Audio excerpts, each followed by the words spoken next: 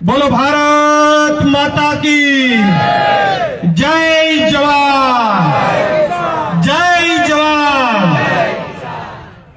રાજુભાઈએ જે એક વાત કીધી એને ગંભીરતાથી લેવા જેવી છે કે જેટલા પણ યુવાનોને ફેસબુક લાઈવ આવડતું હોય અથવા વડીલોને એ તમામ લોકો ફેસબુક લાઈવ એટલા માટે કરે કે અહીંયા જેટલા આપણે ઉપસ્થિત છે તો વાત જાણીને જશું, પણ જે લોકો અહીંયા પહોંચી શક્યા નથી, જેને સમય નથી, જેને ટાઈમ નથી, અથવા જેને બળતરા ઉપડે છે કે કેટલા ભેગા થયા છે ને શું વાતો થઈ છે, એના સુધી વાત પહોંચાડશું કઈ રીતે? તમારા ફેસબુક લાઈવના માધ્યમથી વાત પહોંચાડવાની છે અને આ વાત ગાંધીનગર અને દિલ્હી સુધી જવી જોઈએ। મૂળ વાત એ છે કે આજની આ મોણપરી ખાતેની કિસાનોની સભા, આમ તો મને હરેશભાઈ ઘણા સમયથી અમારા બંને ભાઈઓને વાતો થતી હતી, જ્યારે 18 તારીખનો પ્રોગ્રામ ભાલસેલ થયો ત્યારે પણ મોણપરીમાં સભાનું આયોજન કરવાની અમારે ચર્ચાઓ થઈ, કે પછી અમે થોડી રદ કરી, પાછી 1 તારીખ નક્કી કરી, ફરી રદ કરી અને આજે ફાઇનલી એ તારીખ નક્કી થઈને આજે મોટી મોણપરી ખાતે એક સભાનું આયોજન થયું। ત્યારે આપ સૌ જે મોટી સંખ્યામાં ઉપસ્થિત થયા છો, આપ સૌને હું નતમસ્તક વંદન કરું છું। અહીંયા ઉપસ્થિત આ ખેડૂત મહાસંમેલનમાં મહત્વનું સાહેબ એ છે, મને રાજીપો એ વાતનો થયો કે ખેડૂતોની મીટિંગ હોય, ખેડૂતોની સભા હોય, એમાં ખેડૂતોના મસીહા અને પ્રદેશ આમ આદમી પાર્ટીના પ્રદેશ નેતા ઈશુદાનભાઈ ગઢવી, અમારે ગોપાલભાઈ ઇટાલિયા, હેમંતભાઈ ખવા, પરેશભાઈ, કરશન બાપુ, કોંગ્રેસના તમામ મિત્રો, આવા નેતાઓ આવતા હોય તો જો ભાજપમાં કાર્યક્રમ હોય તો મંચને સજાવવામાં આવે, ધજાવવામાં આવે, ફૂલો લગાડવામાં આવે, ઘણા બધા ખર્ચાઓ કરવામાં આવે, પણ આ લેવલના નેતાઓ આજે તમારી વચ્ચે આવ્યા અને મને રાજીપો થયો કે સાહેબ ટ્રેક્ટરની અંદર એક આયોજન કરવામાં આવ્યું ને અહીંયાથી ઊભીને જે વાત કરવાનો ઉત્સાહ આવે, એવું ગમે એવું મંચ હોય તો ત્યાંથી વાત કરવાનો ઉત્સાહ ન આવે, કારણ કે આ ખેડૂતનું હથિયાર છે અને ટ્રેક્ટરમાંથી આ સભાનું જ્યારે સંબોધન થઈ રહ્યું છે ત્યારે હું કહી શકું કે આ સાચા અર્થમાં ખેડૂત સભા છે, સાચા અર્થમાં ખેડૂત સભા છે। ઇકોઝોનની ઘણી બધી ચર્ચાઓ થઈ, વારંવાર હું ચર્ચાઓ કરતો આવ્યો છું, શું નુકસાની, શું થશે, શું નહીં થાય, આ બધી ચર્ચાઓ કરી છે। મારે થોડીક ચર્ચાઓ કરવી છે કે આ ગીરના લોકોએ, હવે તો ઘણા બધા લોકોને ખબર પડી ગઈ કે ના ભાઈ ઇકોઝોનથી ખેડૂતોને નુકસાન થયું છે અને ખેડૂતો સાચો અવાજ ઉઠાવી રહ્યા છે। સૌપ્રથમ તો આપ સૌને મેં અભિનંદન આપ્યા, પણ અહીંયા માતાઓ અને બહેનો જે ઉપસ્થિત થયા છે એને તાળીઓના ગડગડાટથી વધાવો। સાહેબ, કોઈ આંદોલન હોય, કોઈ સભા હોય, કોઈ વાત હોય, એમાં આપણે તો રણચંડે આપણે તો લડત લડીએ, પણ માતાઓ અને બહેનોની ઉપસ્થિતિ બહુ ઓછી હોય, એમાં સૌરાષ્ટ્રમાં તો ઓછી હોય। જો માતાઓ અને બહેનો રણચંડી બનીને આવ્યા ને તો એ ભાજપને હવે સમજી જવાની જરૂર છે કે ઇકોઝોનને નાબૂદ કરવો જ પડશે। હું મૂળ વાત એ કરતો હતો, મારે એ લોકોને સંદેશ આપવો છે કે હજી કોઈ 2, 5, 25 ભાજપના લોકોને એવું હોય કે ઇકોઝોનનો વિરોધ ગીરના લોકો શું કામ માટે કરી રહ્યા છે, તો મારે મીડિયા મારફત સંદેશ એ આપવો છે કે આ ગીરના લોકોએ સાવજને, જંગલને બચાવવામાં સૌથી મોટો ફાળો આપ્યો છે। સિંહ બચ્યો હોય કે જંગલ બચ્યું હોય તો આ તમામ લોકોને આભારી છે। આ વાત સાચી છે કે નહીં? હા કે ના? ગીરના લોકોના કારણે સિંહ બચ્યો છે, ગીરના લોકોના કારણે જંગલ બચ્યું છે। તો જે લોકોએ સિંહ બચાવ્યો, જે લોકોએ જંગલ બચાવ્યું, એને તમે આપ્યું શું? એને તમે આપ્યું શું? પાઠા ને હવે ઇકોઝોન પહોંચ્યું, ઘણું બધું આપ્યું, પણ મૂળ વાત કે જે લોકોએ સિંહને બચાવ્યો, જે લોકોએ જંગલને બચાવ્યું, એને આ લોકોએ શું આપ્યું? દંડ આપ્યો। પણ વાસ્તવિક પરિસ્થિતિની અંદર જોવા જઈએ તો સાહેબ વનની આજુબાજુમાં રહીએ છીએ, જંગલની આજુબાજુમાં રહીએ છીએ, આ સરકારે એના વન વિભાગના જે જાનવરો છે, સિંહ ને દીપડા તો બાદ કરો, પણ ભૂંડ હોય, પહુડા હોય, એને કાયમી માટે આપણા ખેતરમાં નુકસાની કરી છે. બોલો, કરી છે હા કે ના? કાયમી માટે નુકસાની કરી છે.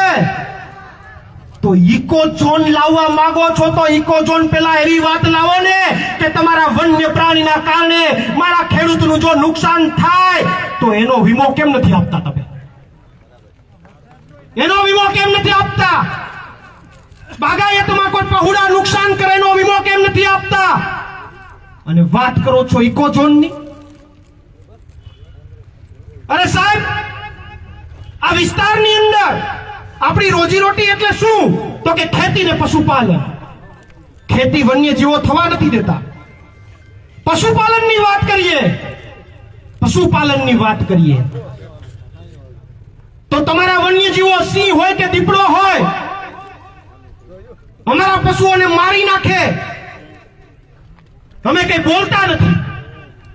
હમણાં બિલખાની અંદર તાજી બનેલી ઘટના, સાંજે 8 વાગે 6 સિંહો આવ્યા, આખી રાત ગામ માર્યા, 7 થી 8 પશુ મારી નાખ્યા. વન વિભાગ ક્યાં હતું? વન વિભાગ ક્યાં હતું? મારે પ્રશ્ન પૂછવો છે. આમ અમારા ખેતરમાં જઈ, અમારું ખુદનું ખેતર હોય, બાજુમાં કોઈ સિંહે મારણ કર્યું હોય અને અમે સિંહ દર્શન કરતા હોય કોઈ કાયદાનો ભંગ કર્યા વિના, તો 10 મિનિટમાં આવી જાવ છો તોડ કરવા. 10 મિનિટમાં આવી જાવ છો તોડ કરવા. તો બિલખામાં ઘટના બની, ક્યાં હતા તમે? અને વાત કરો છો કે કોઈ મૃત્યુ પામે તો અમે સહાય આપશું. વાત કરો છો કે કોઈ મૃત્યુ પામે તો અમે સહાય આપશું. એને મારે કેવું છે કે હમણાં જ અહીંયા બરડિયાની અંદર એક દીકરીનું મૃત્યુ થયું. ખાંભાની અંદર એક દીપડાએ નાના બાળકને વીખી નાખ્યું. તો શું તમે 10 લાખ રૂપિયા આપીને છૂટા? તમે 10 લાખ રૂપિયા આપી દો, તમે છૂટા. શું માણસની વેલ્યુ માત્ર 10 લાખ છે?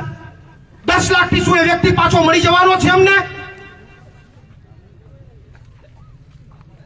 પણ મૂળ મુદ્દો એ છે કે વન્ય પ્રાણીઓ જંગલમાંથી બહાર આવે છે શું કામ? જે બીટમાં આવી ઘટના બને એ બીટના ફોરેસ્ટરને અને એ બીટના ગાર્ડ ઉપર કેસ શું કામ નથી કરતા? શું કામ નથી કરતા કેસ? જવાબદારી તો એની પણ છે. સિંહ બહાર આવી જાય, દીપડા બહાર આવી જાય, માણસને વીખી નાખે, નાના નાના ભૂલકાઓને વીખી નાખે અને 10 લાખનો ચેક આપીને તમે એમ કહો કે રાજીના રેડ રહ્યો અને તમારા 10 લાખ નથી જોતા, હાલતી પકડો. ત્રીજી વાત, ખેતીમાં તો નુકસાની કરે, વન્ય પ્રાણીઓ આપણને ક્યાંક રેચી નાખે, મારી નાખે, પ્રાણીઓને મારી નાખે. ત્રીજી વાત, રહી જાય તો વન્ય પ્રાણીની જેમ જેમ વનના અધિકારીઓ પણ આપણી ઉપર કનડગત કરે, વન વિભાગના અધિકારીઓ કનડગત કરે. ઘટના છે હમણાં બામણાસાની, ઘટના છે મંડોળાની. રાત્રે જવામાં ના પાડે, બામણાસાના સરપંચ પણ અહીંયા ઉપસ્થિત છે. કોઈ માણસ અત્યાચારના કારણે સુસાઇડ કરે છતાં પણ કેસ ન નોંધાય અને તમે લોકો ઉપર જે અત્યાચાર કરી રહ્યા છો, તો આમાં ગીરના લોકોએ જવું ક્યાં? એની જમીન સુરક્ષિત નથી, એના પ્રાણી સુરક્ષિત નથી, એના બાળકો સુરક્ષિત નથી, અને વધારામાં ઇકો ઝોન લાવીને તમે બધાને કમ્પ્લેટ કરી દેવા માંગો છો. વાત રહી ઇકો ઝોનની, મોટી મોટી વાતો કરે છે કે વનને બચાવવું છે ને પર્યાવરણને બચાવવું છે ને સિંહને બચાવવા છે.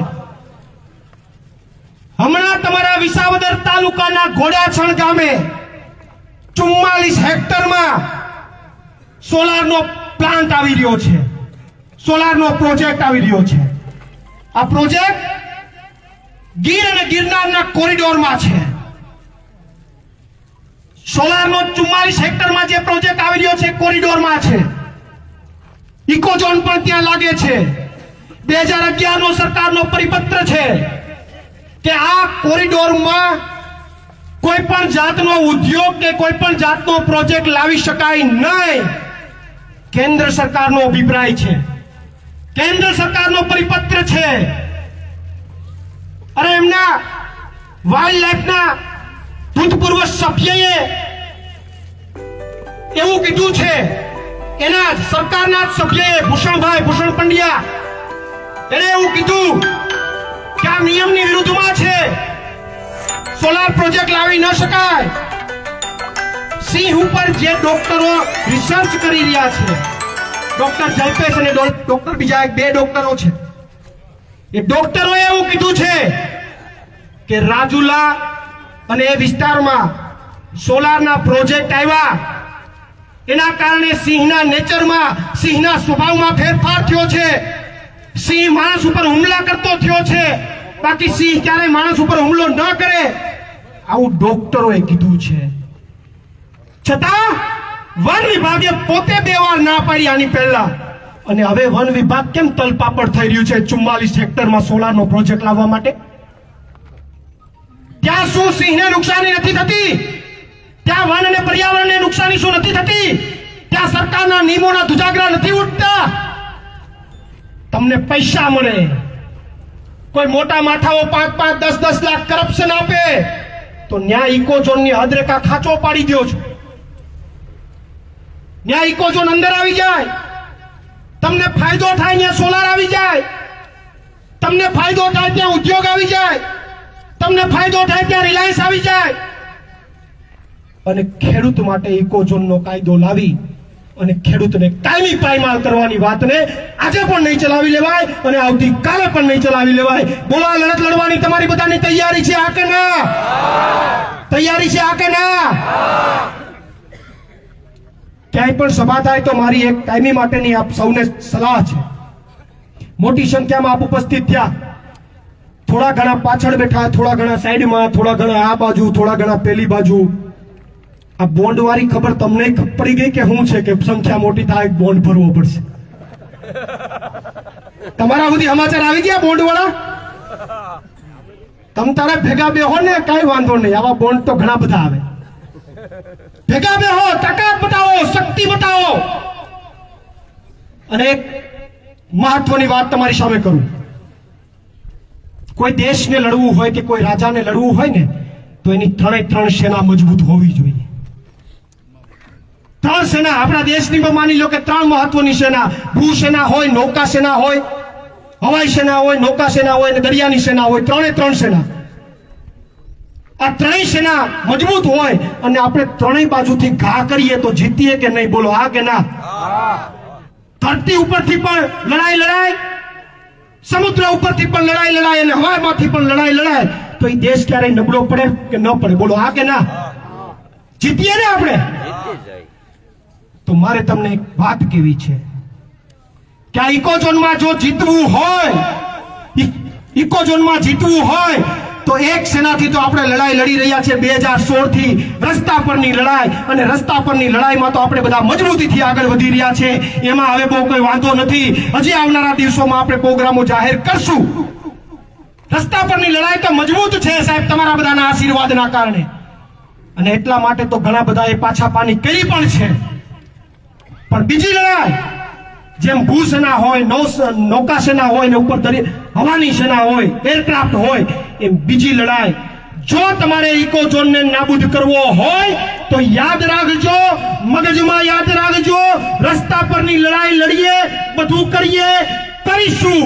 પણ આવનારા સમયમાં ચૂંટણી આવે અને તમારા ગામમાંથી ભાજપના મત નીકળે તો તમારી બધી મહેનત એડે જાય, એટલું યાદ રાખજો. મારે તમને પૂછવું છે, આવનારી તાલુકા કે જિલ્લા પંચાયતોમાં તમારા ગામમાંથી કોઈ ભાજપનો સભ્ય જીતે તો ઇકોઝોન આવે કે નાબૂદ થાય? મને કહેતો. આવે કે નાબૂદ થાય? ગ્રામ પંચાયત હોય, તાલુકા પંચાયત હોય, જો ભાજપના મેન્ડેટ ઉપર કોઈ ઉભે અને ચૂંટણી જીતે એનો મતલબ એવો થાય કે લોકોને કઈ વાંધો નથી, 5-25 ને વાંધો છે એટલે બરાડા પાડે છે. જીકો ઇકોઝોન આવું થાય કે ન થાય? તો પહેલી રસ્તા પરની લડાઈ, બીજી ઇકોઝોન નાબૂદ કરવી હોય તો કઈ લડાઈ લડવાની? રાજકીય લડાઈ. મતની લડાઈ, અને એના માટે જેમ તમે લાંબા થઈને અહીંયા આવો ને, આપણે તો એમ કહીએ કે હાલો આપણે તો નથી દેવું આ વખતે, એમ ન થાય.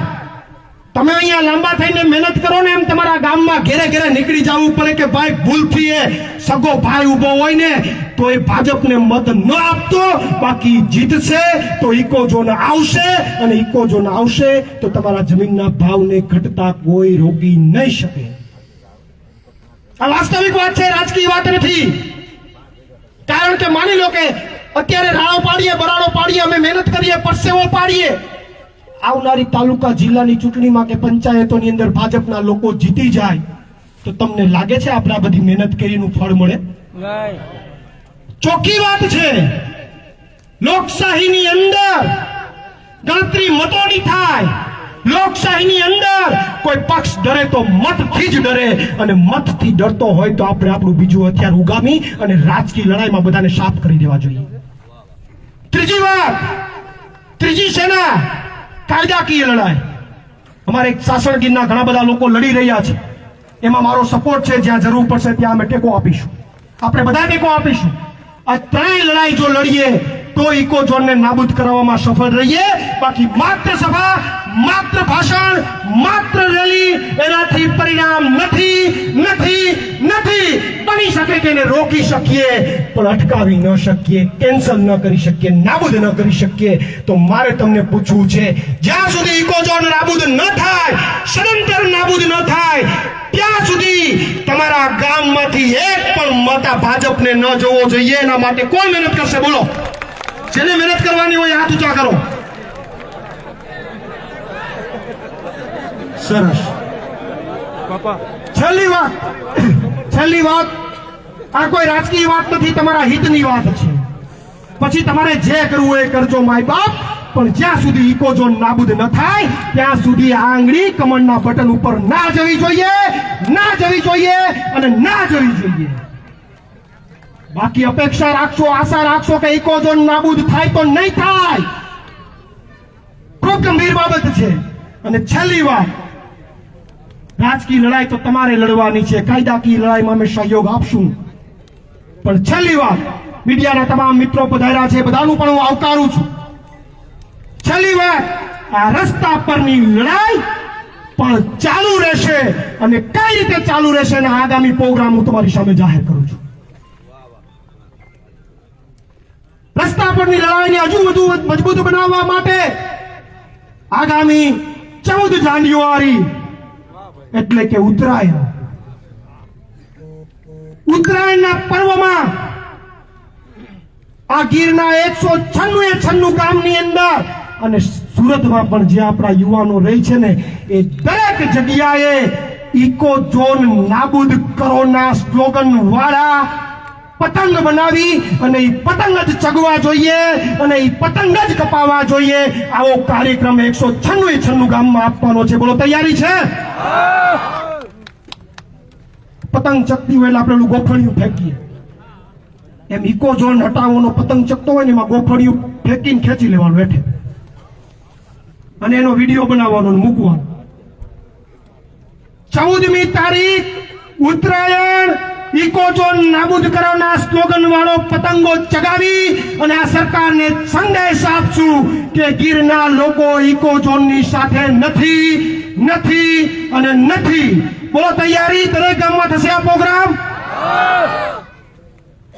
બીજો પ્રોગ્રામ આવનારા સમયની અંદર તાલાળામાં પણ મોટી એક સભાનું આયોજન થશે.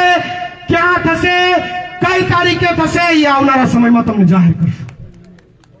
અને ત્રીજી વાત, રસ્તા પરની લડાઈ તો લડતા રહેશું ને રહેશું. ત્રીજી વાત, રાજકીય લડાઈ લડવા માટે તમારે ને બધા લોકોએ ગામમાં જઈને બધાને મક્કમ બનાવીશું અને બધાને કહેશું, જ્યાં સુધી ઇકોઝોન સદંતર નાબૂદ ન થાય ત્યાં સુધી કમળના બટન ઉપર આંગળી ના જવી જોઈએ. આ વાત હર ઘર સુધી પહોંચાડીશું અને આપણી લડતને આપણે મજબૂત બનાવીશું. વધારે ચર્ચા ન કરતા છેલ્લી એક શાયરી સાથે કે હંગાमा खड़ा करना हमारा कोई मकसद नहीं, अरे हंगामा खड़ा करना हमारा कोई मकसद नहीं, हमारा मकसद तो है इको जोन हटना चाहिए। हमारा मकसद तो है इको जोन हटना चाहिए। અને બીજી વાત, अरे प्यार से बोल रहे हैं, अरे प्यार से बोल रहे हैं, इको जोन को नाबूद करो। प्यार से बोल रहे हैं, इको जोन को नाबूद करो, वरना आंदोलन से इतिहास लिखना भी हमें आता है। अरे प्यार से बोल रहे हैं, इको जोन नाबूद करो, वरना मत से आपको नाबूद करना भी हमें आता है।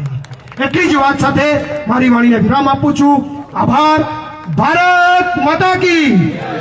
બીજું એક ખાલી છેલ્લી વાત, ઇકો ઝોનથી શું નુકસાની જાણવું હોય તો બહુ દૂર જવાની જરૂર નથી।